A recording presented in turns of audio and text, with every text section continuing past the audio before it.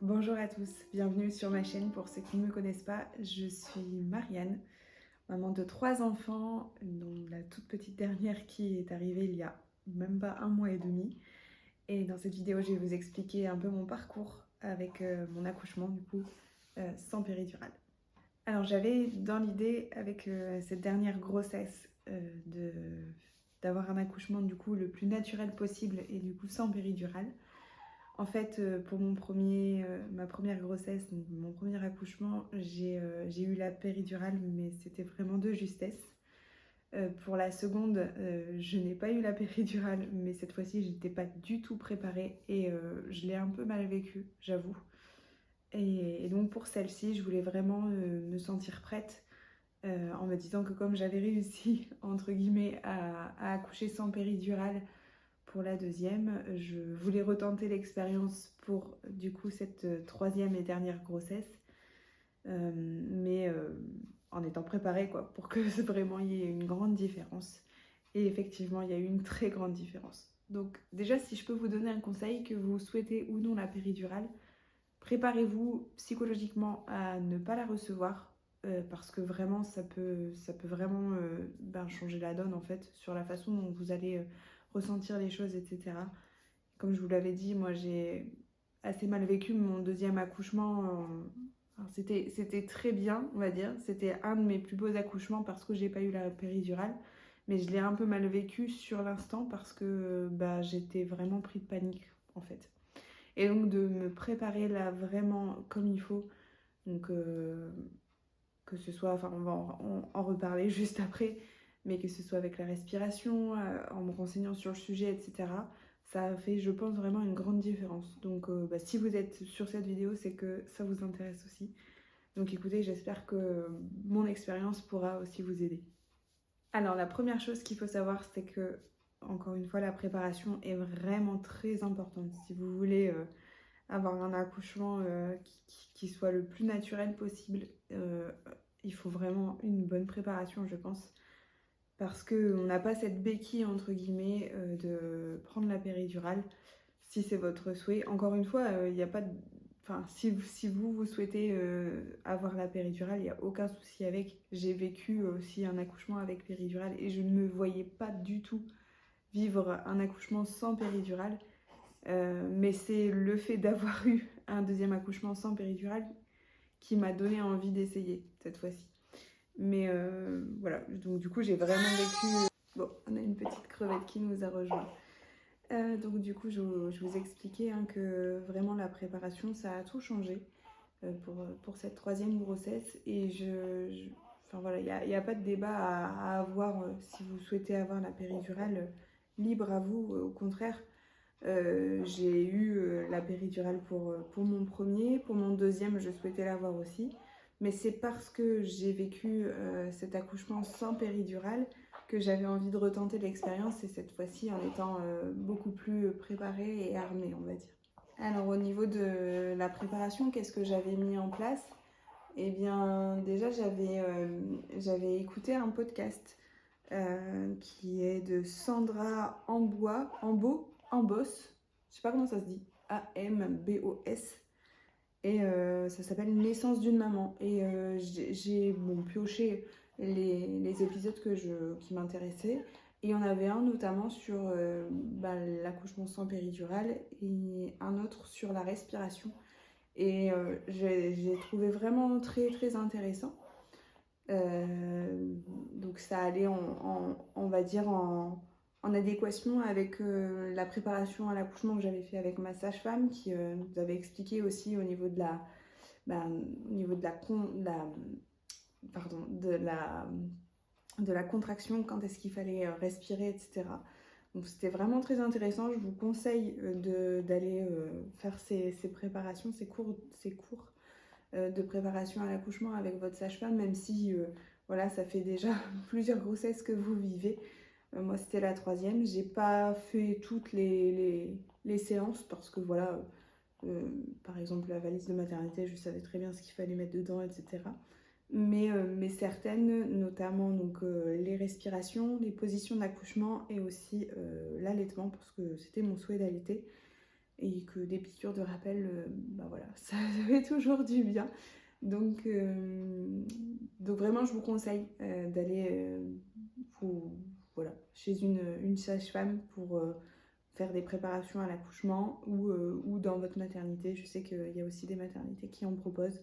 N'hésitez pas, ça fait vraiment du bien. Et puis vous apprenez pas mal de choses. Et si c'est pas le cas, ben, vous revoyez les bases. Et donc, c'est toujours à prendre.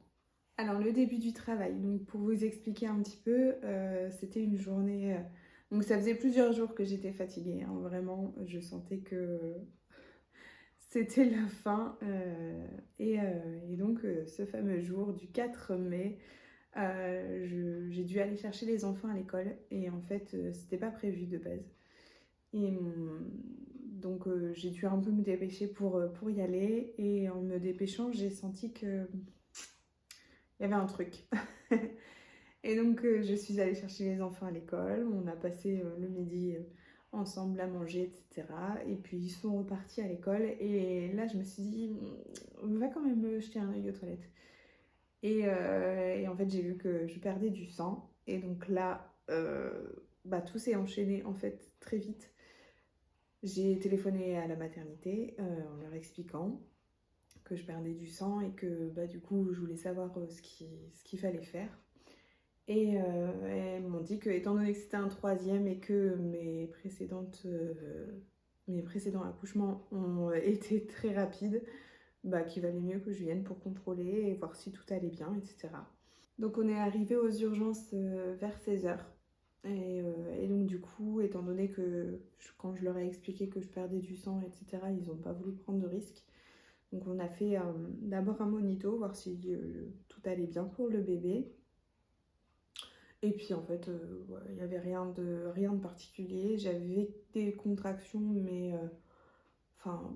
rien de folichon, on va dire.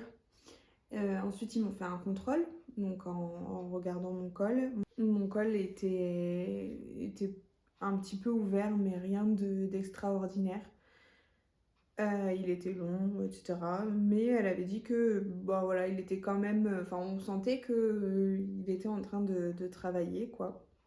Et du coup, étant donné que j'avais perdu du sang, ils ont fait une échographie, voir si le bébé avait tout ce qu'il fallait au niveau du liquide, etc. Donc voilà, franchement, rien à dire. On a été pris en charge comme des chefs. Et ils nous ont bien expliqué les choses, etc. Voilà, ça fait un peu moins d'un mois et demi, donc forcément, tout ce qu'ils m'ont dit, c'est plus forcément frais dans ma tête. Mais dans les grandes lignes, voilà, tout était bien et en fait, c'était mon col qui commençait à travailler. Donc la question qui s'est posée, c'est que, étant donné que c'était un troisième et que, comme je vous l'ai dit, mes précédents accouchements se sont passés assez rapidement et que nous étions à un peu plus d'1 heure de la maternité, ils m'ont dit, voilà, on va vous garder, comme ça vous êtes à l'hôpital. Si ça se passe là dans la journée, tant mieux. Si ça se passe dans 3 jours, au moins vous êtes sur place, quoi. Ils n'ont pas voulu prendre de risques. Donc on leur a dit ouais, ok, de toute façon on a la valise dans la voiture, donc ok, on part comme ça. Et puis au final, donc il était 18h quand on a fini tous ces contrôles, etc. Et puis elle m'a dit, si vous voulez, je peux vous proposer de faire un décollement de la membrane. Il y a une chance sur 2 que ça fonctionne. Ça va soit déclencher les contractions, soit ça va rien faire du tout. Et puis dans ce cas, vous avez encore un petit peu de temps devant vous, quoi. Donc on a réfléchi avec mon époux et on s'est dit, étant donné qu'on était là sur place, autant le faire. Alors il y en a qui disent que ça fait mal. Moi perso, j'ai pas trouvé que ça faisait mal. Alors c'est clair, c'est pas agréable non plus, hein. C'est pas une partie de plaisir. Mais de là à dire que ça fait mal, je pense pas. Donc elle m'a fait le décollement de la membrane. Et puis étant donné que c'est un grand hôpital, qu'on était garé au niveau des urgences, on a dû bouger la voiture. Et du coup j'ai dit à mon mari, écoute, étant donné que c'est pas pour tout de suite et que j'ai pas énormément de contractions, et que c'est le fait de bouger, etc., d'être en mouvement qui provoque aussi les contractions, je te propose qu'on aille jusqu'à la voiture et puis la bouger. Et puis comme ça, voilà, ça me fait une petite marche en même temps. Donc nous sommes allés à la voiture. J'ai commencé à avoir quelques contractions, là cette fois-ci un peu plus régulières. Donc on est monté en chambre après, on a mangé et puis ils m'ont proposé du coup de me poser un monito pour voir un petit peu où est-ce que ça en était. Et là on voyait bien que oui, j'avais des contractions qui étaient très régulières et un petit peu plus intenses. Donc le décollement avait bien fonctionné. Alors ensuite je leur ai demandé si je pouvais avoir un ballon, parce que j'avais vu avec ma sage-femme certaines positions pour soulager justement au niveau des contractions. Et puis aussi accélérer le travail quoi, avec le ballon. Et donc ils m'ont amené un ballon et puis j'ai pu faire mes mouvements comme je voulais. Et bien gérer mon souffle. Et je vous avoue que vraiment le podcast que j'avais revu la veille, ça m'a vraiment fait du bien de me rappeler aussi les phrases, des phrases ouais, pour se donner un peu de courage qui me faisaient du bien. Il y en a une notamment qui disait qu'il fallait pas voir un peu les contractions en se disant bah voilà ça me fait super mal, aïe aïe aïe aïe aïe, et en plus je vais en avoir une autre juste après qui va me faire d'autant plus mal, voire beaucoup plus. Mais vraiment de les prendre une par une, de bien souffler comme il fallait et de se dire que bah voilà c'est une par une qu'il faut les voir et de se dire que ben la prochaine nous rapprochera un peu plus de notre bébé et je pense vraiment que ça m'a fait du bien de réagir comme ça, de ressentir ces choses-là en se disant allez, ok, ça fait mal là pendant 2 minutes. Après, tu as 5 minutes où tu peux te reposer et bien souffler et prendre le temps. Et c'est vraiment ce que j'ai fait et ça m'a vraiment beaucoup aidé au niveau de la gestion de la douleur, quoi. Donc ensuite, là, il y a une sage-femme qui vient pour m'examiner. Et là, j'étais ouverte à 5, 6 même. Et du coup, bah, il me propose de descendre en salle de naissance. Donc il était 22h30.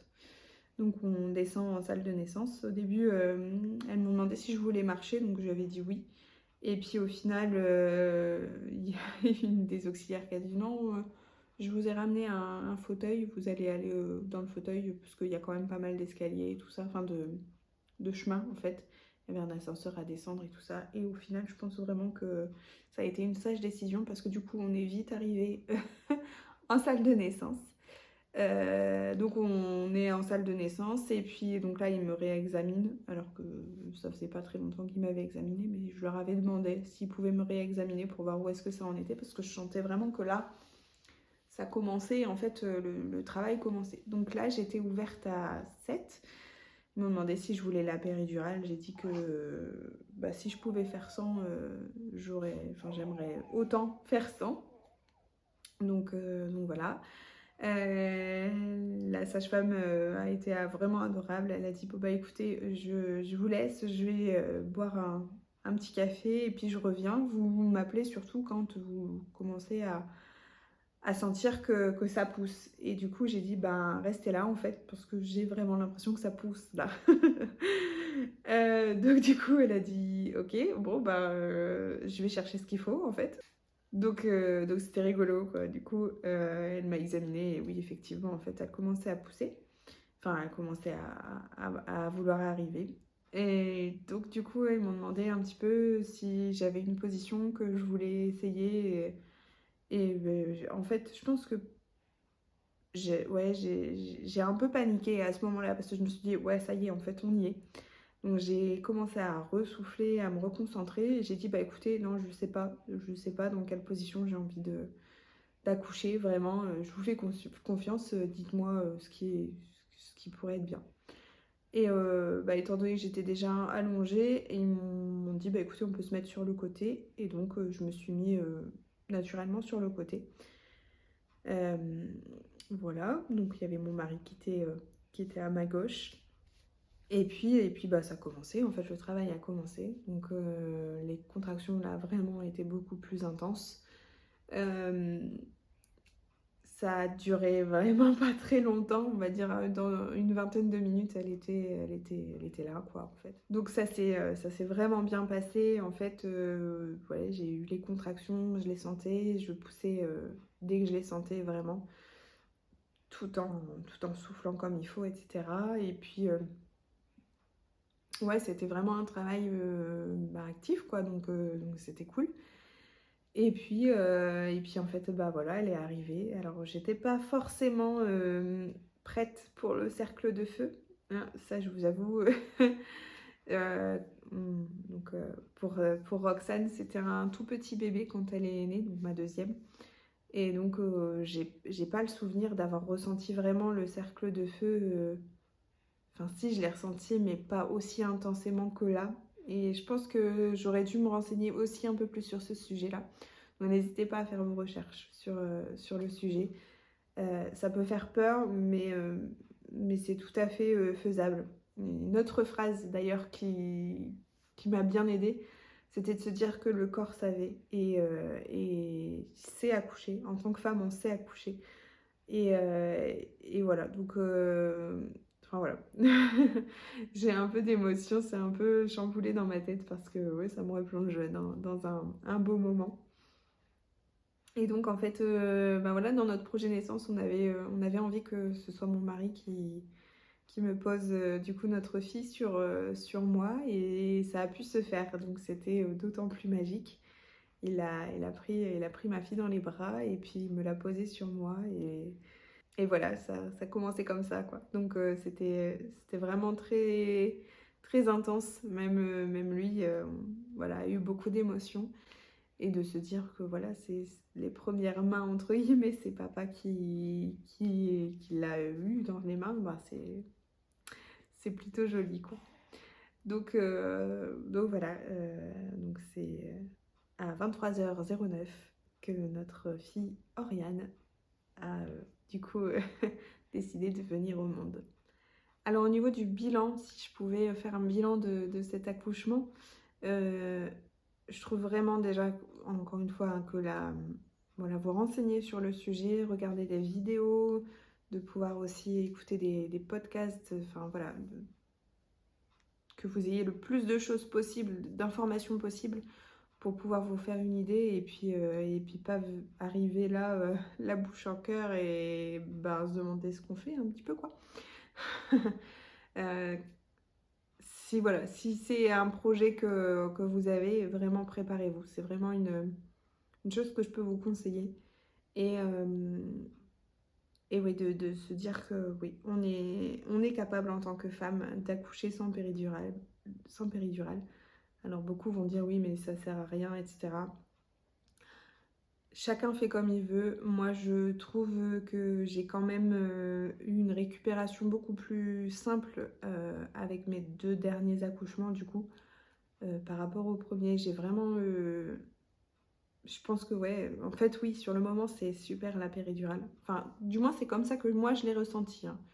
J'ai trouvé que c'était super la péridurale parce que, oui, voilà, on ne souffrait plus. Mais pour autant, on n'était plus trop acteur en fait de son accouchement et ça m'avait un peu dérangée en fait. Donc c'est aussi pour ça que je voulais réitérer le fait de ne pas avoir de péridurale, mais cette fois-ci en conscience, quoi. Une autre chose aussi, c'est que j'en avais beaucoup discuté avec mon conjoint en lui expliquant que voilà, il y aurait peut-être des moments où j'aurais des doutes et des peurs et que bah, c'était à ce moment-là où il fallait qu'il me soutienne, qu'il m'encourage et pas me dire bah, si t'as mal, prends la péridurale, quoi, en gros. Et parce que voilà, je voulais pas forcément le regretter. Alors, c'était pas exclu pour moi de prendre la péridurale si voilà, la douleur aurait été insupportable, etc. Mais ouais, je lui avais bien fait comprendre que c'était vraiment quelque chose qui me tenait à cœur, quoi. Et là-dessus, il a été d'un soutien indéfectible parce que bah, il y a eu un moment notamment où là j'ai commencé à me demander si j'allais pas prendre la péridurale et puis il m'a remotivée, soutenue en me disant allez, on y est presque, si ça te tient vraiment à cœur, enfin fais-le, quoi. Et puis ça m'avait vraiment reboosté à ce moment-là. Donc ouais, le soutien de votre conjoint est, je trouve, primordial en fait. Il y a aussi le soutien des sages-femmes parce que bah, c'était dans notre projet de naissance, hein, on l'avait écrit. Mais j'avoue que bah, quand on tombe sur une sage-femme qui n'a pas forcément envie de s'embêter en disant bah, si vous souffrez, prenez la péridurale, entre guillemets, ça nous fait un peu moins de travail quand vous souffrez pas. Forcément, bah voilà, on peut se sentir un peu démuni face au personnel soignant. Donc d'avoir au moins notre conjoint qui nous soutient, bah, c'est quand même une chose non négligeable, quoi. Alors si c'était à refaire, oui, je le referais complètement parce que comme je vous l'ai dit, en fait, j'ai pensé vraiment à l'après en me disant que c'était quand même incroyable que pour le premier accouchement, j'ai eu vraiment beaucoup de mal à m'en remettre, alors que pour le deuxième, ben ça a été, enfin voilà quoi, j'étais sur pied tout de suite quoi.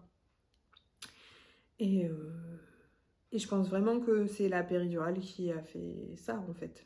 Donc je pensais vraiment à la suite en me disant tiens jusqu'au bout, tu verras, ça ira mieux après. Et oui, donc du coup, si c'était à refaire, je le referais. En plus, j'ai vraiment vécu mon accouchement pour le coup à 100% parce que j'avais vraiment toutes les sensations. J'arrivais en plus à gérer vraiment bien comme il faut. Oui, c'était intense, mais après, une fois qu'on a le bébé sur soi, on se dit qu'on n'a pas fait ça pour rien et que ouais, c'était incroyable. Vraiment, je vous souhaite en tout cas de vivre un accouchement comme j'ai eu. C'était du coup mon dernier accouchement et je pouvais pas rêver mieux. Voilà, je pense que j'ai fait un peu le tour de la question, donc je vais m'arrêter là. Donc je suis du coup très contente de vous présenter Oriane qui du coup sera un peu dans mes vidéos. Alors je sais pas s'il y aura des vidéos aussi régulièrement qu'il y avait avant. En tout cas, je vais essayer, mais il se peut que vous voyez en tout cas ma petite assistante de temps en temps. Encore une fois, comme pour les autres enfants, vous ne verrez pas son visage. Je tiens à ce qu'elle garde voilà, son petit jardin secret à elle et voilà, pour protéger les enfants. Et je me dis que bah, voilà, c'est pas plus mal avec tout ce qu'on voit en ce moment dans ce qui se passe au niveau des enfants, etc. Voilà, je tiens à préserver leur intimité. Je sais qu'il y a beaucoup d'influenceuses en général qui n'ont aucun problème à montrer, à exposer leur enfant. Moi, c'est vraiment pas dans ma perception des choses. Je veux vraiment les protéger. Donc voilà, je vous remercie en tout cas de comprendre mon choix. C'est la fin de cette vidéo. Je vous remercie de l'avoir regardée jusqu'au bout. N'hésitez pas si vous avez des questions ou si vous souhaitez revenir sur quelque chose que j'ai dit que vous n'avez pas forcément compris. N'hésitez pas à me les poser dans les commentaires. J'y répondrai avec grand plaisir. Je vous remercie encore d'avoir regardé cette vidéo et on se dit à la prochaine. Salut!